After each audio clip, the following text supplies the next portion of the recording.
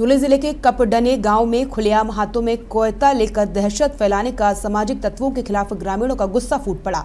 लगातार बढ़ रही घटनाओं से गांव में भय का माहौल बना हुआ है। इसी के विरोध में बड़ी संख्या में ग्रामीण, जिनमें महिलाओं की भागीदारी उल्लेखनीय रही, धुले जिलाधिकारी कार्यालय पहुंचे और प्रदर्शन किया।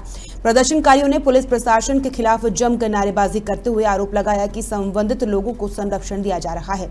ग्रामीणों ने चेतावनी दी कि यदि जल्द कार्रवाई नहीं हुई तो ग्राम सभा बुलाकर आगे की रणनीति तय की जाएगी। साथ ही भविष्य में किसी भी अप्रिय घटना की जिम्मेदारी पुलिस और जिला प्रशासन की होगी।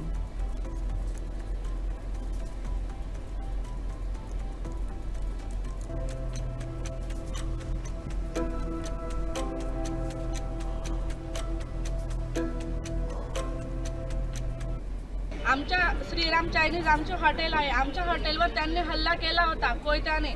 तेव्हा माझ्या मिस्टरांना त्यांनी धमकी दिली होती की आम्ही तुझा गेमच करू असं। म्हणून माझी सगळ्यांना नम्र विनंती आहे, जिल्हाधिकारी न्यायालयाला पण सोनगीरला पण आम्ही गेलो, म्हणून माझी विनंती आहे की हल्लेखोरांना लवकर अटक करा आणि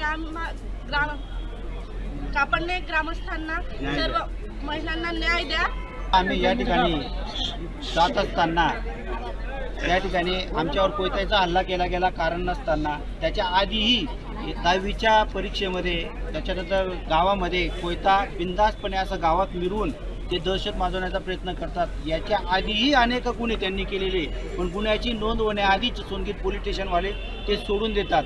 त्यांची एवढी मजुरी आहे, त्यांची एवढी सेवा चालते, तर कापडण्यामध्ये जेव्हा त्यांना अटक करायला आलेली गाडी होती, त्या गाडीमध्ये ते बसून सिगरेट प्याले। सिगरेट पिऊन त्यांना पाण्याची बॉटल त्यांना पुरवण्यात आली।